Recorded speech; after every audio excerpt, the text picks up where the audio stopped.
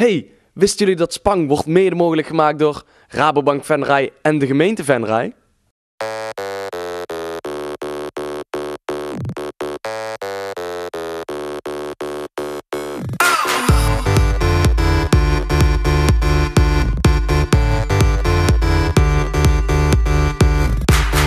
Hallo, welkom bij Spang. Leuk dat jullie ook deze maand weer allemaal kijken. Januari is vaak de maand om aan je goede voornemens te werken. Welke goede bedoelingen in 2012 helemaal in zijn in Venray, dat gingen wij uitzoeken in het centrum. Wat zijn jullie goede voornemens voor 2012? Ja, dat wij eigenlijk meer gaan shoppen en ja, gewoon meer leren voor school. En bij jou? Hetzelfde. Een streng dieet. En wat nog meer? Heb jij niet nodig. Je bent al zo mooi. En zonder man door het leven. We hebben geen man meer nodig. Ja. Nee, daar zijn we klaar mee. Ja. Om nog meer muziek te maken met de cultuur opbaren en dat het gewoon een goed jaar wordt. 2012. Ik denk dat we in 2012 weer lekker verder gaan waar we in 2011 lekker mee begonnen zijn. En dat is? Gewoon goed ons best doen, lief zijn voor anderen en proberen inderdaad zo goed mogelijk in het leven te staan, denk ik. Ja.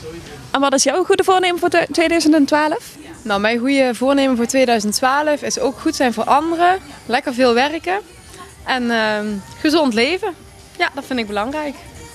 Nog meer sporten, nog meer tijd aan mijn vriendin besteden. Ja, zo'n beetje alle dagelijkse dingen. Dus zorgen dat ik zo goed mogelijk op een positief mogelijke manier de dagelijkse dingen doe.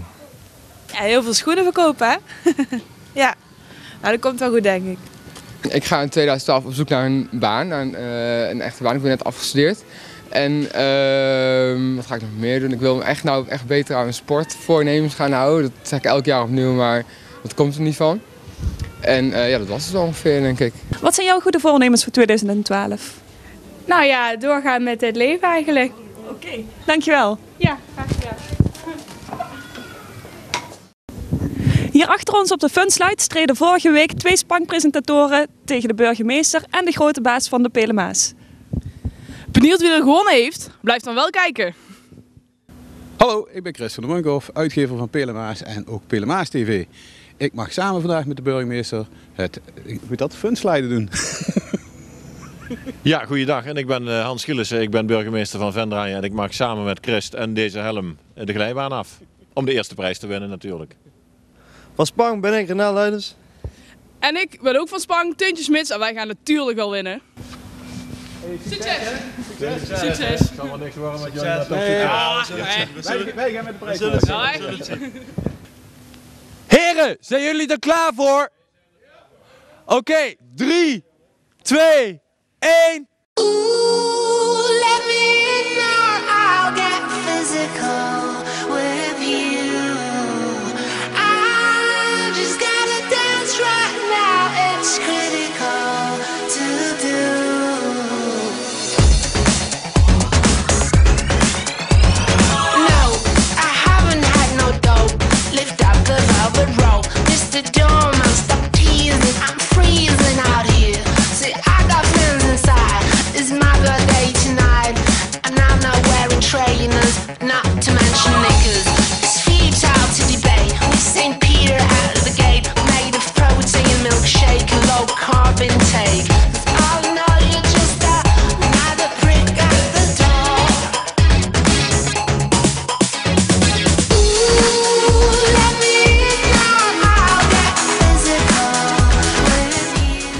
Teuntje, Renel, zijn jullie er klaar voor? 3, 2, 1.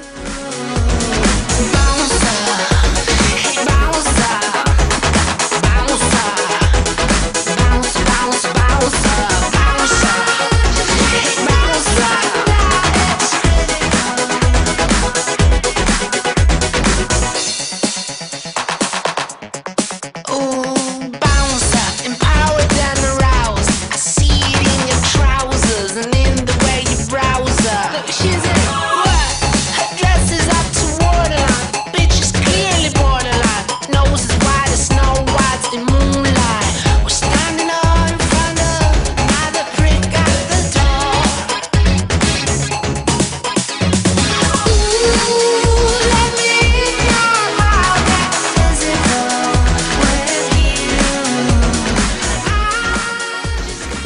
Nou, het zit er alweer op. We gaan het even hebben over de tweede plaats. Helaas, 2 minuten 18. Hoe ging het? Nou, het had sneller gekund, maar tweede plaats. We hebben gewoon de baan wat sneller gemaakt voor de eerste plaats. Dus ja, wij zijn best tevreden. Oké, sportief zijn jullie wel. Ja, ik mag jullie feliciteren met de tweede plaats. Ja, zilver, toch? Ja. Er zijn er die het niet halen, dus... Ja, dat is zeker zo. En dan gaan we maar meteen door naar de eerste plaats. Teuntje en Renel! Hey! Ja, dat had het al gezegd, hè? Ja. 1 minuut 37. Hey. Sneller gekund. Hé, maar dan heb ik wel een klein presentje voor jullie. Want jullie zijn natuurlijk het goud. Een lekkere fles.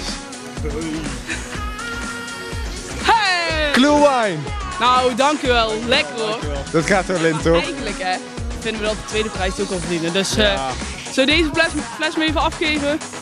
Kijk eens. Nou, is toch geweldig. Dankjewel. Dankjewel. Goed gespeeld hoor.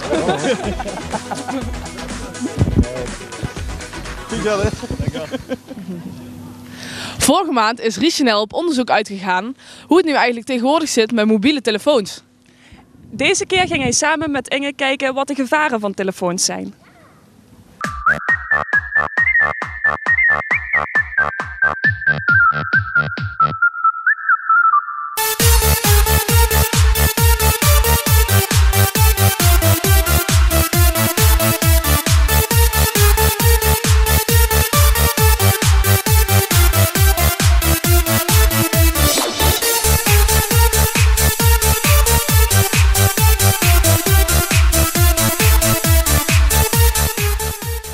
Vorige maand was ik bij de Phonehouse om een paar dingen achter te komen over mobiele telefoons. Nu staan we bij het politiebureau om even wat vragen te stellen over de gevaren van mobiele telefoons. Zometeen hebben we een interview met Frans Kouwmans, wijkagent van het centrum. Dus laten we snel naar binnen gaan.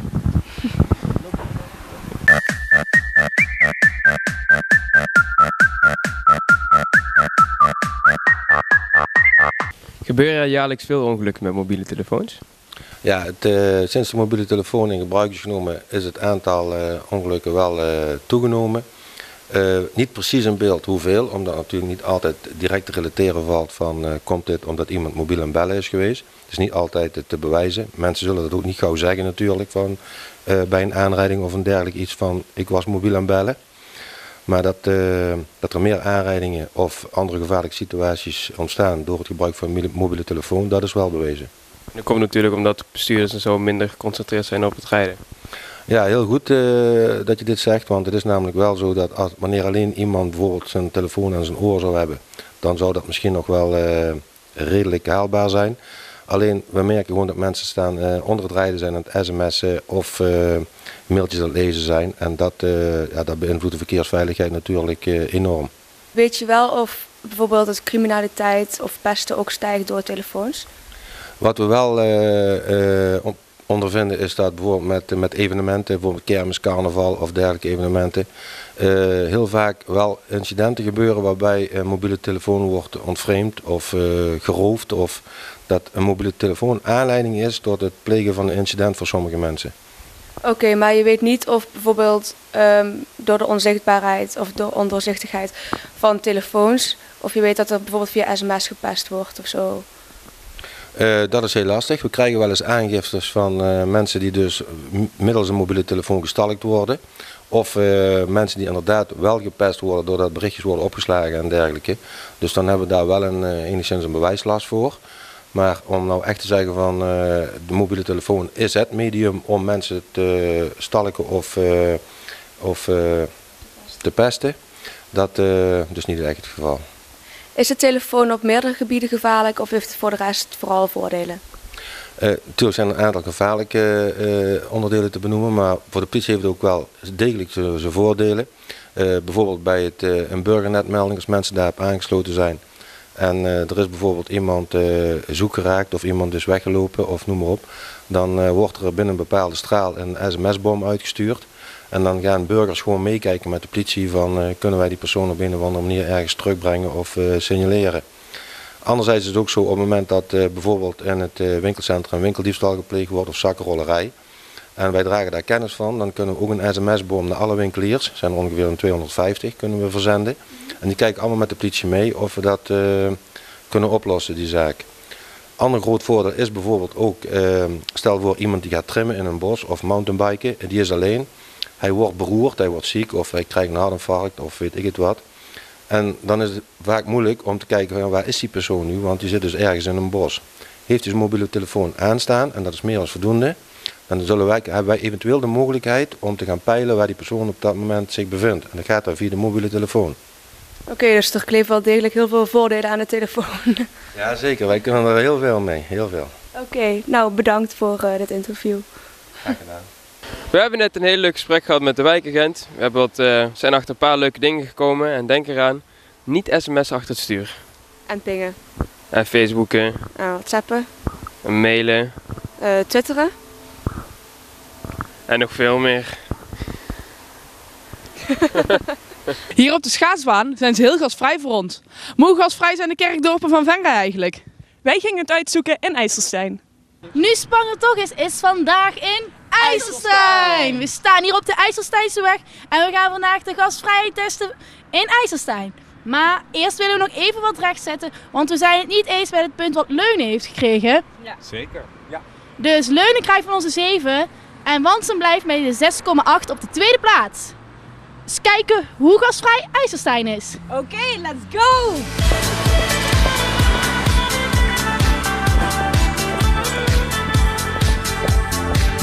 Een goedemiddag. Wij zijn van Spang TV en wij komen de gastvrijheid hier in IJsselstein testen. Mogen wij misschien een kopje thee of koffie komen drinken? Komt u binnen? Nou, hartstikke fijn.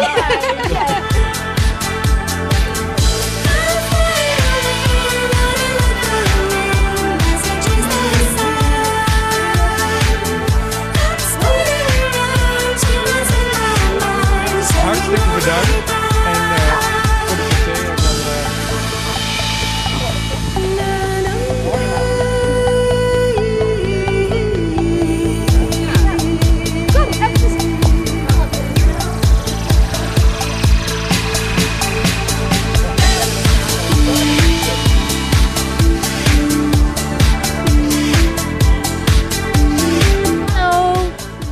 En hoe gastvrij bent u? Nou, ik denk ook wel gastvrij. Heeft u nog iets lekkers voor ons? Ja, natuurlijk. Ja.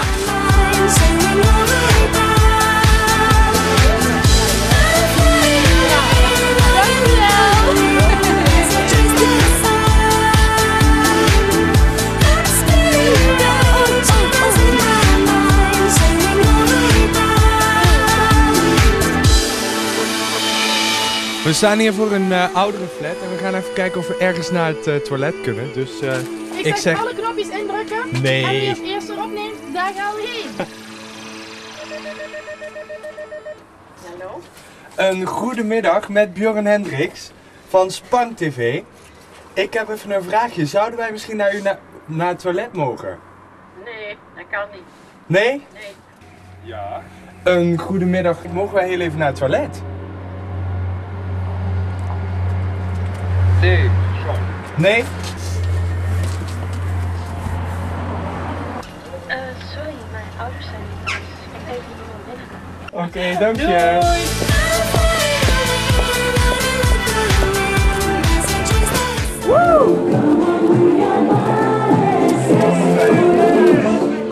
De Bonte Avond is iets van de carnavalsvereniging.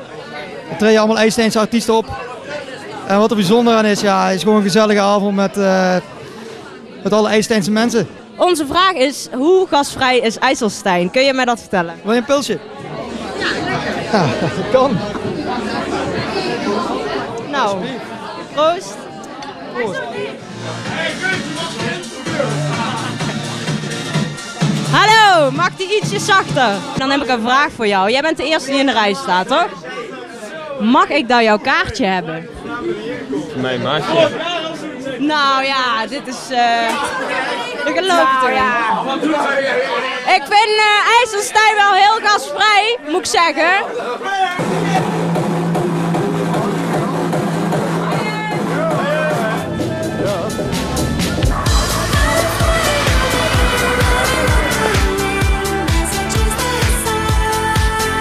Hoe gastvrij is IJsselstein? Super gastvrij. Super gastvrij. Super gastvrij. Nou, zouden wij hier misschien naar de wc mogen? Dat mogen jullie. Nou, hartstikke fijn.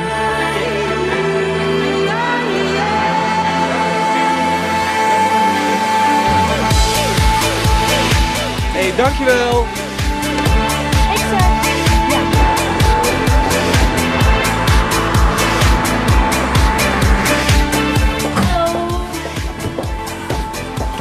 Hallo, goedemiddag.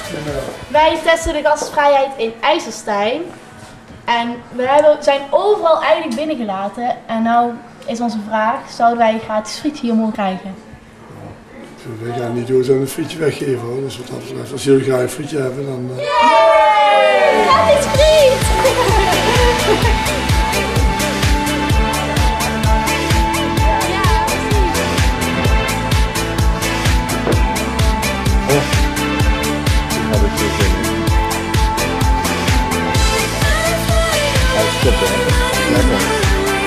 En wij krijgen het voor elkaar om een gratis frietje te scoren.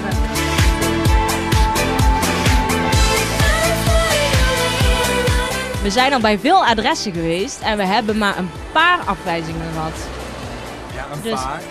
Alleen bij de bejaardenplaats. Alleen bij de bejaardenplaats. Oké, dan tellen we dat als 1. Want ik vond dat de frietzaak het wel weer goed maakte hoor. Zeker. En die oliebollen waren ook erg lekker. Ja, ook. IJsselstein was verbazingwekkend gastvrij. Ja, dat vond ik ook wel. Ja. Ik zeg een 8. Dat is wel erg hoog hè? Dan gaan we weer mee. Oké, een 8. Een 8. IJsselstein krijgt een 8.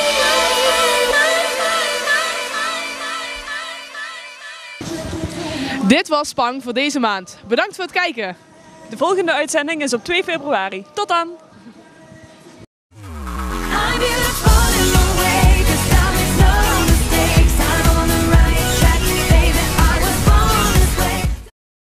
Dylan, je moet weer.